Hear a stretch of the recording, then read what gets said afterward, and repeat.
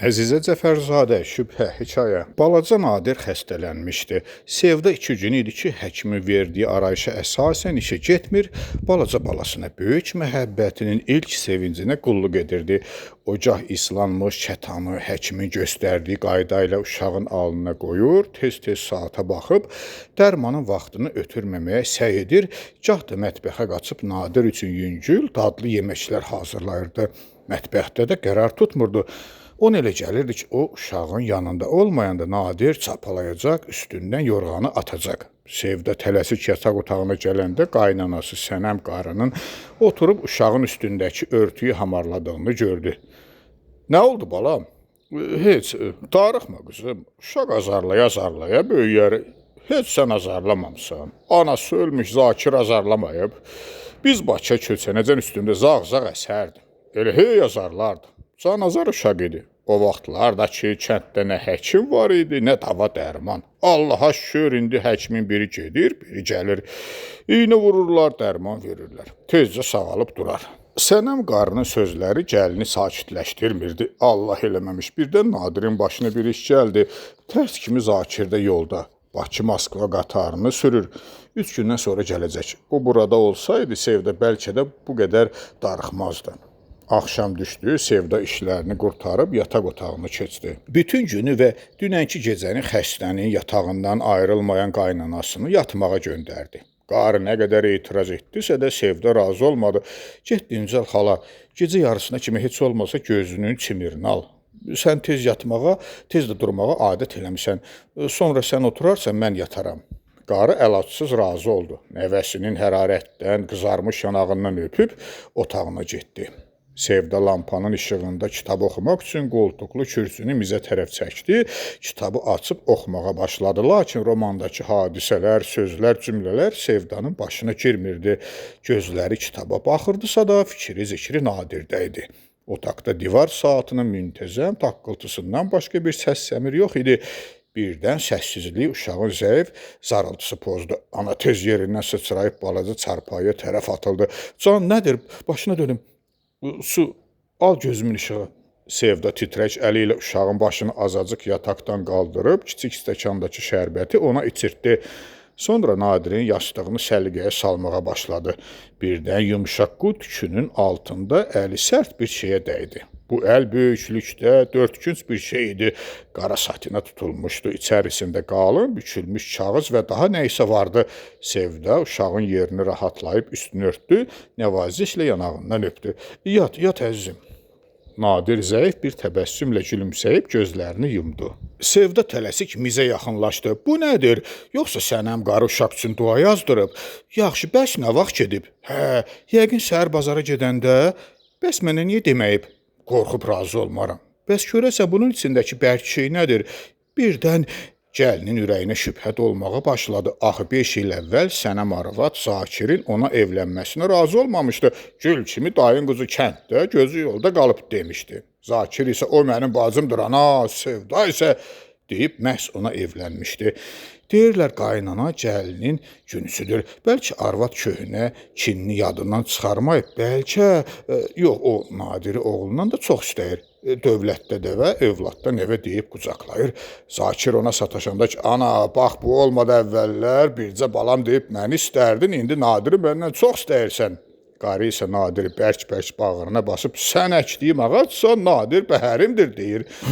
Bəs bu nədir? Gəlin cəld qayçını tapıb narın tikişləri sökdü. Pitiyin içindən metr yarım uzunluğu, bir qarış eni olan qara və qırmızı mürəkkəblə yazılmış bir dua çıxdı. Sevda iri-iri xətlərə, dolaşıq cizgilərə, cədvəli xatırladan rəqəmlər dolu həndəsi fiqurlara baxdı, ancaq heç nə başa düşə bilmədi. Tutaq ki, bu Nadirin sağalması üçün duadır. Bəs bu, deyə gəlin balaca qara satin düyünçəni bəndləyən nazik iynəni çəkdi, düyünçədəki torpaq idi. Bəs bu nədir?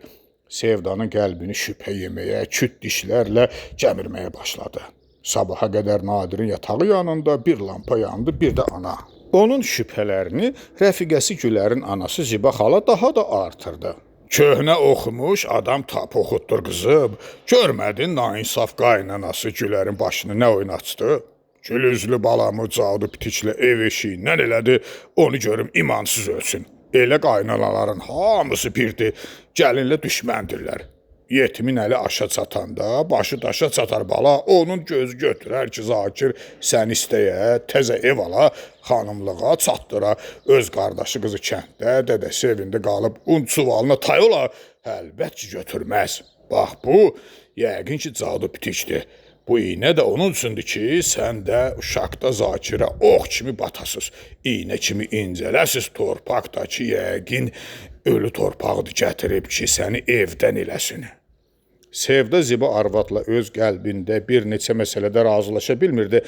Əvvəla Gülər özü Sevdaya demişdi ki, anamın deməyinə baxma, qaynanamda təqsir yoxdur, ərimin içkiliyinə, avaralığına dözə bilmədim. Sonra da Ziba xala nə bilsin ki, sənəm arvadın qardaşı qızı heç də dədəsi evində un çuvalına tay olmayıb, əksinə kəndin ən yaxşı traktorçusuna ərə gedib, keçən il Sevdagili də toya çağırmışdılar. Sevda orada bu işgüzar, qabaqçıl kolxozçu qızla yaxşıca dostlaşmışdı da, amma qalan məsələlər iynə, ölü torpağı bu sözləri o uşaqlıqda qonşu arvadlardan da eşitmişdi. Necə eləməli köhnə savadlı adamı harada tapmalı? Utanmadan öz şübhələrini ona necə açmalı? Amansız şübhələr Nadirin xəstəliyini də az qala anaya unutturacaqdı. Xoşbəxtlikdən bu gün Nadir özünü nisbətən yaxşı hiss edirdi. Qızdırması düşmüşdü. Hətta səhər Sənəm xalanın bişirdiyi firnin də ləzzətli yemiş, cımbılı qırmızı dili ilə balaca çay qaşığının içini yalayıb nənəsini güldürmüşdü də. Qızım, Nadir necədir? Fikirləşdim səhər yatmış olarsınız. Ona görə də narahat etmək istəmədim. Sevda fikirli başını qaldırıb qonşuları Tağı müəllimi gördü.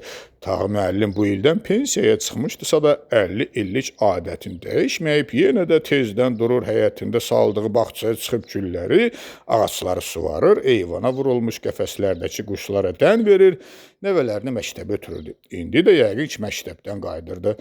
Yaxşıdır, çox sağ olun Tağı müəllim, elə mən indi özüm sizin yanınıza gələcəkdim. Buyur qızım, buyur evə. Tağı müəllim onu otağına çağırdı. Açıq pəncərələrindən bol-bol günəş şüaları dolan otağındakı yazı mizinin yanında əyləşdirdi. Sonra da bir müəllim bir ata qayğısı ilə soruşdu. De görüm, sözün nədir qızım? Sevda böyük bir tərəddüdlə çantasındakı qara satin pitiyi çıxarıb mizin üstünə qoydu. Müəllim, bunu evdən Nadirin yastığının altından tapmışam. Zəhmət olmasa baxın görün nədir? Tağı müəllim gözlüyünü qabından çıxarıb gözünə taxdı, pitiyi götürüb baxdı. O kağızı açdıqca nazik dodaqlarında xəfif bir təbəssüm oynayırdı. Bu təbəssüm Sevdaya ölüm qədər ağır gəlirdi. O həyadan qızarır, bu ağıllı adamın indicə onu danlayacağını gözləyir, ürəyi nigarançılıqla çırpınırdı. Sonralar Sevda bu ağ saçlı, geniş alınlı, mehribançılıqla parıldayan qara gözlərinin nəvaziş və məhəbbət süzülən qocaman müəllimə dərdini, şübhə və kədərini hansı bir hisslə açdığını özü də bilmirdi. Tağı müəllim yazını, iynəni, içərisində torpaq olan balaca düyünçəni gözdən keçirib mizin üstünə qoydu. Bu duadır qızım, dedi.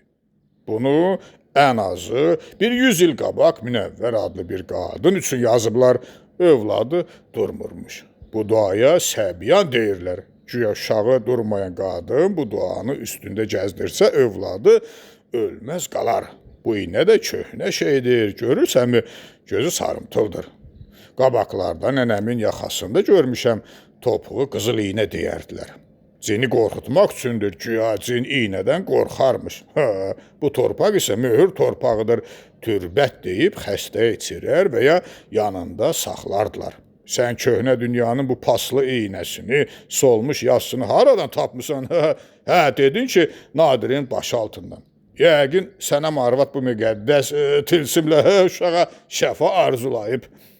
Qoca müəllimin hər sözü Sevdanın qəlbindəki şübhələri dağıtmaqla bərabər xəcalətini artırırdı.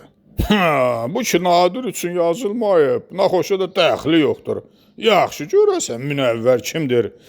Tanımıram. Haradan tanıyacaqsan? Deyirəm ki, kağızına, xəttinə, təhər-töhürünə əsasən heç olmazsa 100 il bundan qabaq yazılıb. Qızım, bəs sən Qoca müəllim sözünü bitirmədi. Sevdanın üzündən onun daxilən bərk həyəcan keçirdiyini, xəcalət çəkdiyini duydu. Sadəcə sağ olun deyib pitiyi götürüb getməsinə mane olmadı. Yalnız nəvazişlə gənc ananın ardınca baxıb başını buladı. Sevda qara satin pitiyi çantasına qoyub evə qayıtdı.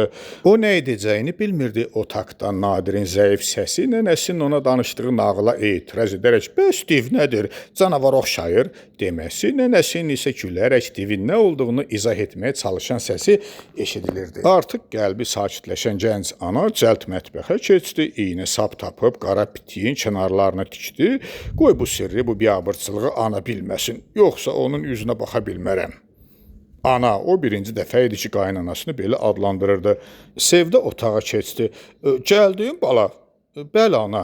Qaynana diksindisə də bir üzə vermədi. Gəlinin ana deməsi onu daxilən çox sevindirdi.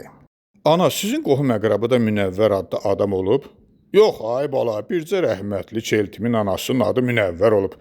Yazıq arvadın heç uşağı durmurmuş. Mollaya, dava dərmana düşüb. Axırda mənim eltim rəhmətliyi doğub.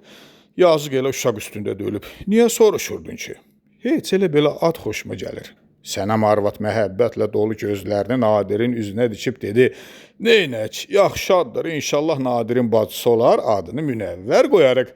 Sevda bir söz demədi, saçlarının dibinə kimi qızardı.